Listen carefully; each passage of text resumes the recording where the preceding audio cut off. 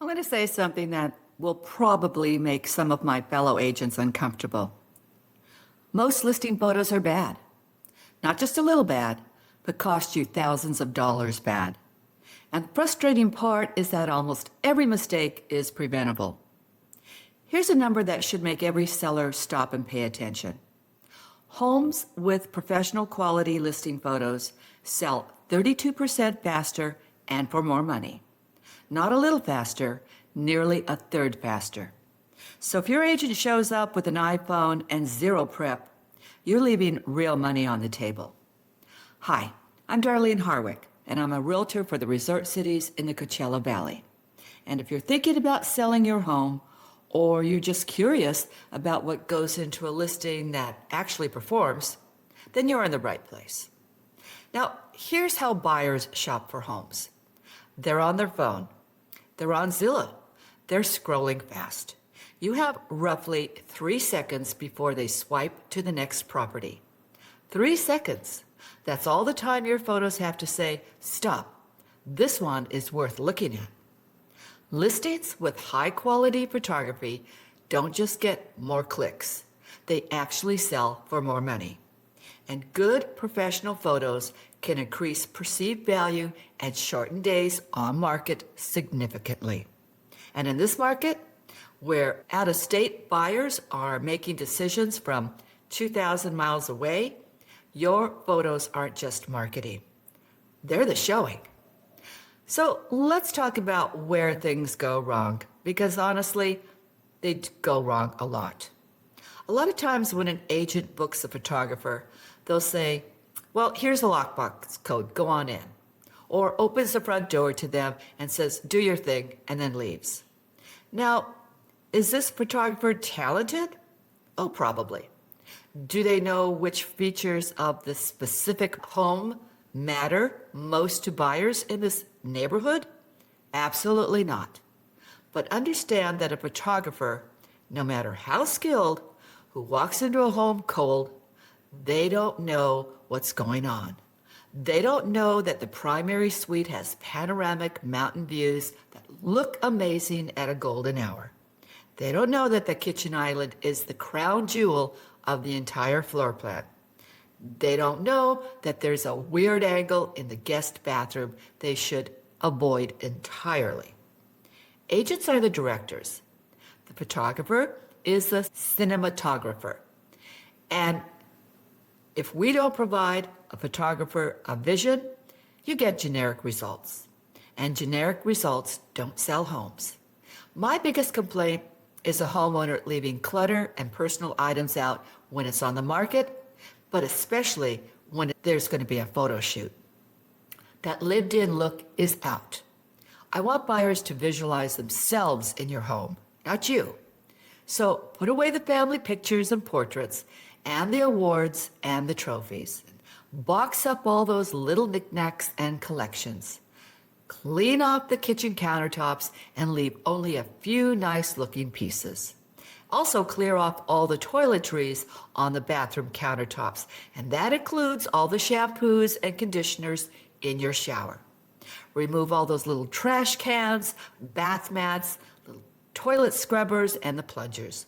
I know it can be a little inconvenient, but folks, you're trying to get top dollar for your home. Leaving all your stuff out in view sabotages your success. And on the outside, well, the same holds true. Take the cover off the barbecue. Open up the umbrellas. Put away your hose. Remove all those mismatching flower pots. And also, on the day of the photo shoot, park your car down the street. Not in the driveway or in front of your house. Don't even park across the street from your house, because your car will be a focal point in the drone shots. And also, don't schedule the photographer on trash day or even the day after. I'm serious. There's nothing that kills curb appeal faster than 3 garbage bins lined up curbside. This seems small, but it's not small. Buyers notice everything, even the things they don't consciously register. And another mistake is shooting at the wrong time of day. A really good photographer knows how light affects and reflects at certain times of the day. Sometimes rooms can be flooded with bright sunlight, which makes getting the perfect shot really difficult. And sellers, open all the draperies and blinds before the photographer and the agent arrives. And leave out the remotes for all the blinds and the fans. And please label them.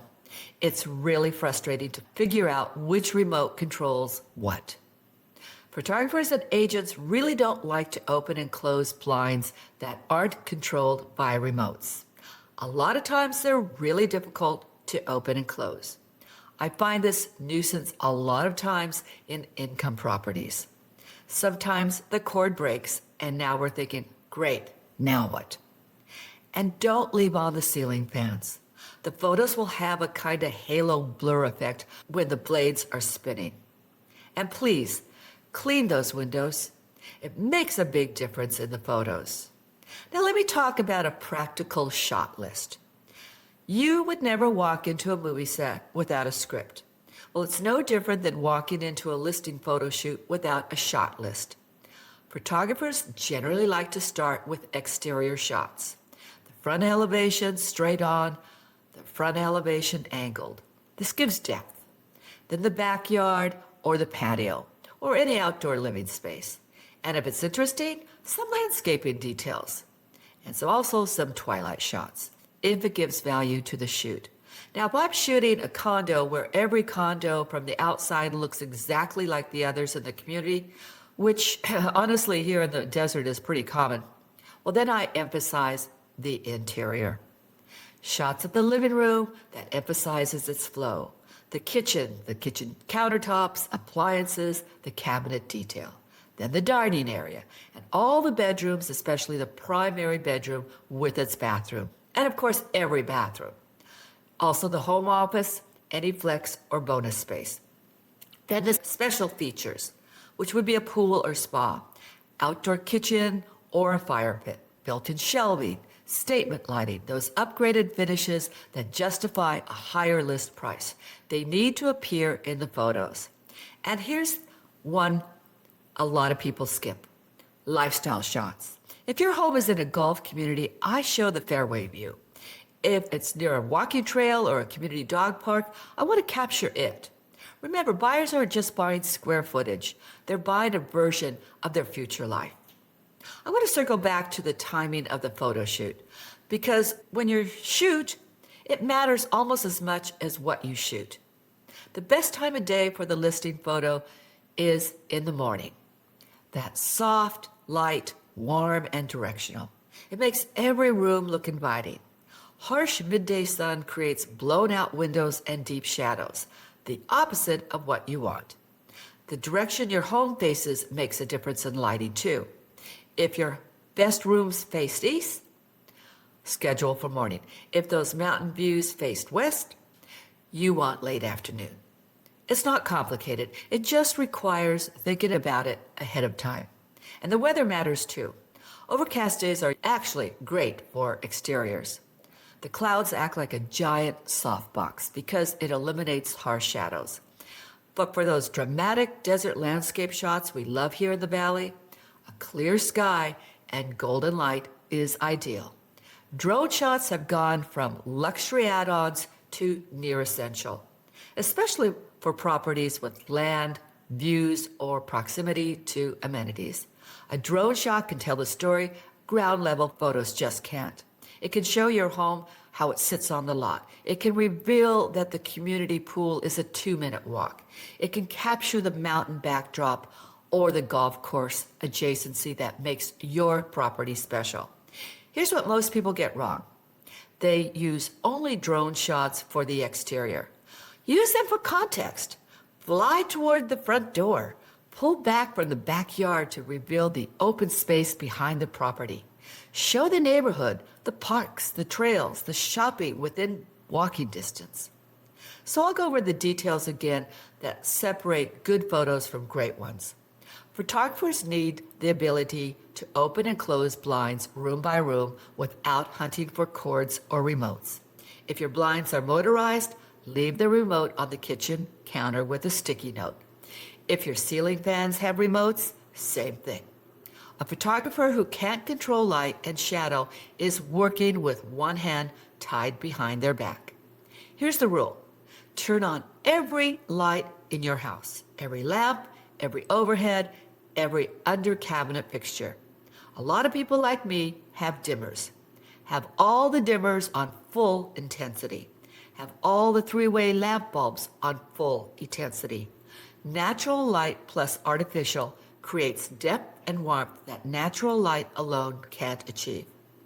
And have matching light bulbs. This is the thing that drives photographers quietly insane. If you have 5 can lights in a kitchen and 3 are warm white and 2 are cool white, it shows. The color temperature mismatch creates an orange-blue patchwork that looks amateur. Walk through every room and make sure that every visible bulb produces the same color temperature. 3,000 to 3,500 K is the sweet spot for most homes, warm but not yellow. And then clean those windows. I know it sounds obvious, but I've walked into photo shoots where the view through the window was beautiful and the window itself was covered in fingerprints and dog nose art. Now clean every window, inside and out. Natural light is your best friend, but it can only actually get through the glass. All right, this is the part where I get direct because I've seen too many listings where the photos were ruined by things the seller could have fixed in an afternoon. Deep cleaning goes beyond running the vacuum. It includes baseboards, light switches, ceiling fan blades, window tracks, shower glass, camera spine claws. Actually, they magnify them. A wide-angle lens sees everything. So decluttering is also essential. Countertops need to be nearly empty. 1 small decorative item per surface, maybe 2. Not the collection of 14 spice jars. Not the knife block, the air fryer, the coffee maker, all fighting for counter space. Clear surfaces make rooms look bigger. Period. Remove the distractions and personal items, which were family, photos, take them down.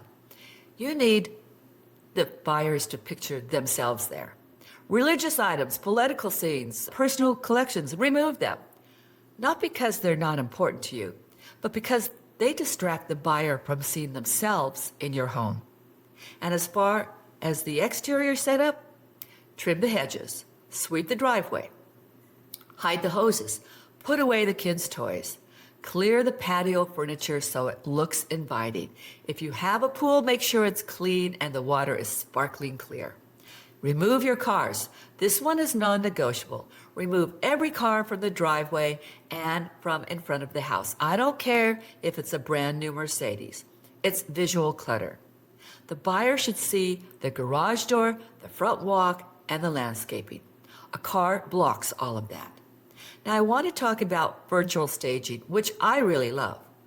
Now since January 1st of this year, California implemented new disclosure requirements for AI-edited real estate images. So what can be edited? Well, lighting adjustments, color correction, sky replacement, meaning taking a blown out white sky and making it blue as long as it's a realistic sky. Also removing temporary items that could have been moved anyway, like a trash can, a garden hose, a pet bowl.